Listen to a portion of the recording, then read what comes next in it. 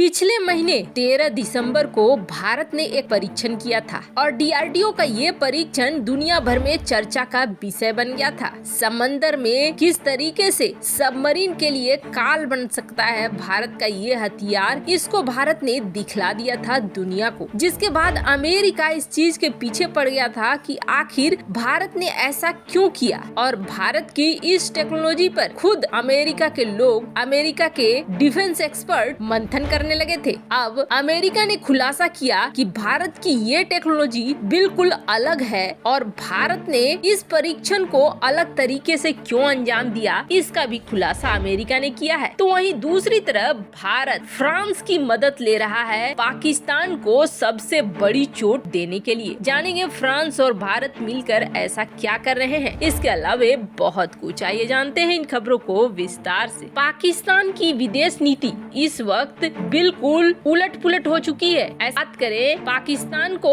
खुद भी ये पता नहीं है कि उसे क्या करना है और क्या नहीं करना है। अब जरा इसका अंदाजा ऐसे लगाइए कि यूरोपीय यूनियन का प्रमुख देश है फ्रांस और यूरोपीय यूनियन ने खास तौर पर पाकिस्तान को एक सुविधा दी है जिसका नाम है जीएसपी प्लस। जीएसपी प्लस का स्टेटस होने की वजह से पाकिस्तान को छूट मिलती है और ये छूट 2016 से लगातार मिल रही है। 2016 से मिल रही इस छूट से $23 बिलियन कमाया है 2016 से पाकिस्तान ने। अब इतना बड़ा स्रोत है ये पैसे का, जो कंगाल पाकिस्तान इस वक्त पैसे के लिए रो रहा है उसका। अब ऐसे में क्या कोई उस देश से पंगा लेगा जो देश इस पैसे को रुकवा सकता है। हाल फिलहाल में पाकिस्तान ने तुर्की के चक्कर में फ्रांस से ले लिया पंगा, जो पैगंबर मोहम्मद का केस हुआ था, जिसके बाद तुर्की ने बवाल मचाया और तुर्की के बवाल मचाने के बाद पाकिस्तान ने भी साथ दिया। यहाँ तक कि फ्रांस के राष्ट्रपति को कुछ से कुछ बोल दिया, दिमागी तौर पर कमजोर तक बता दिया। ऐसे में अब ये तो साफ है कि फ्रांस पक्के वाला दुश्मन पाकिस्तान को समझने लगा है। इसका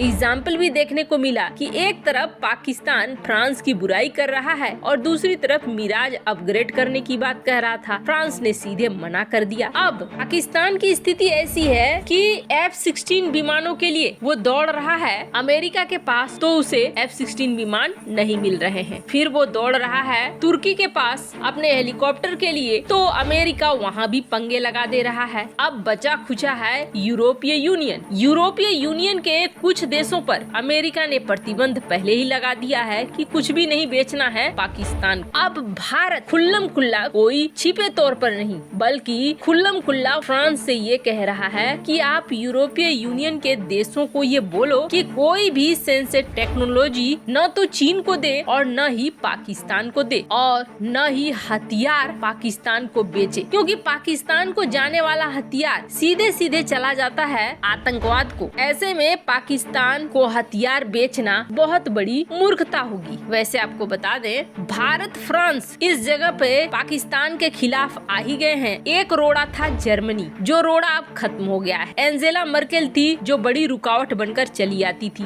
अभी जो है स्कोल्च, वो पहले से ही चीन विरोधी हैं। ऐसे में भारत को और फ्रांस को पूरा मौका मिल गया है जीएसपी प्लस की स्टेटस से पाकिस्तान को बाहर करने का और हथियारों की सेल बंद कराने का। संभवतः 2023 तक ऐसा हो जाए तो कोई बहुत बड़ी बात नहीं होगी। खैर, जहां एक तरफ पाकिस्तान का ये हाल है तो वहीं अमेरिका परेशान है भारत के एक मिसाइल से। अब अमेरिका क्यों परेशान है? जब से भारत ने इस मिसाइल का परीक्षण किया तब से अमेरिका इसके शोध में जुट गया कि आखिर भारत ने ऐसा क्यों किया, क्योंकि इस तरह की टेक्नोलॉजी अपने आप में पहली बार थी। अब ये जो आप देख रहे हैं इसे कहा जाता है टोरपीडो। ज्यादातर ये पानी के अंदर सबमरीन से लॉन्च किए जाते हैं या फिर किसी बोट के ऊपर में कोई ऐसी गन है जिससे ये टोरपीडो फायर किए जाते हैं। ये टोरपीडो फायर होने के बाद किसी शिप में या सबमरीन को निशाना बनाते हैं। जैसे कि पानी के ऊपर से जब इन टोरपीडो को फायर किया जाता है तो देखा जाता है कि यहाँ आसपास में सोनार सिस्टम ये बताती है कि सबमरीन है। अब जैसे ही सोनार सिस्टम ये बतलाती है कि यहाँ आसपास कोई सबमरीन है तो ऊपर से इस टोरपीडो को फायर कर दिया जाता है और जब इसे सबमरीन के द्वारा फायर किया जाता है तो सीधे पानी के अंदर ये फायर होता है। लेकिन इसमें एक बड़ी दिक्कत ये थी कि जब बोट के ऊपर से या शिप के ऊपर से इसे फायर किया किया जाए तो जब तक कि ये किसी सबमरीन के पास पहुँचे या फिर किसी एयरक्राफ्ट कैरियर के पास पहुँचे तब तक इसके गति में बहुत कमी आ जाती थी और इसकी शक्ति उतनी नहीं रह जाती थी, उतना विनाश नहीं कर पाता था जितना विनाश होना चाहिए। पानी के अंदर इसके गति में बदलाव आ जाता था। एक तो हवा में फायर होने के बाद इसके गति पर असर पड़ता था और उसके बाद जब ये पानी के अंदर जाता है तो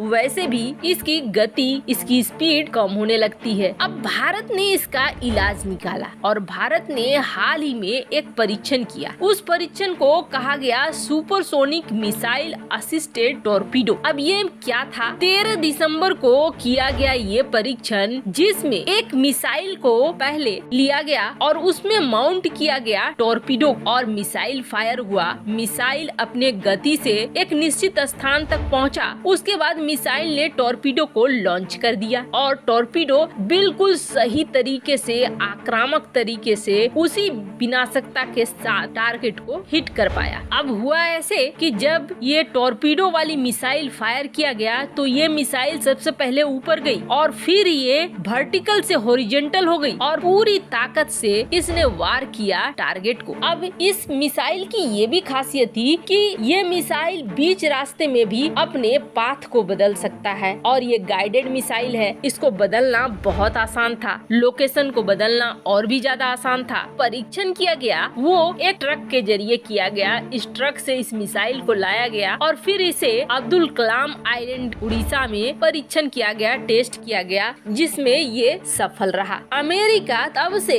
टेक्नोलॉजी के पीछे पड़ा है कि आखिर भारत ने ऐसा क्यों किया। पहली बार अमेरिका को ये लग रहा है कि भारत ने कुछ ऐसी नई चीज बना दी है जो बिल्कुल अलग सोच को दिखलाती है। खास तौर पर इसके लिए अमेरिका ने एक पूरा शोध पत्र जारी किया कि भारत का जो स्मार्ट वेपन है, स्मार्ट मिसाइल जिससे टॉर्पीडो लॉन्च होगी, बिल्कुल यूनिक है और इस टॉर्पीडो से न सिर्फ सबमरीन्स को निशाना बनाया जा सकता है बल्कि समंदर में किसी भी टारगेट को बहुत आसानी से भारत निशाना बना लेगा, क्योंकि ये एक ऐसी मिसाइल और एक ऐसा टॉर्पीडो होगा जो अपने पेलोड को, जो एक्सप्लोसिव विस्फोटक इसमें भरे हैं, पूरी आक्रामकता के साथ टकराएगा, चाहे वो शिप से हो या फिर सबमरीन से क्यों न हो। भारत ने जो ये मिसाइल सिस्टम लगा दिया है ये इसकी ताकत को और बढ़ा रहा है। अमेरिका अब अपने हथियारों को भी वही रूप देना चाहता है। धीरे धीरे ऐसा वक्त आएगा जब डीआरडीओ की नकल दुनिया के बाकी देश भी करने लगेंगे। वैसे आपको क्या लगता है? भारत ने इन दिनों बहुत सारे यूनिक हथियारों को तैयार किया है। कमेंट कर अपनी राय जरूर बताएं। जल्द मिलते हैं अगले वीडियो में नई खबर के साथ।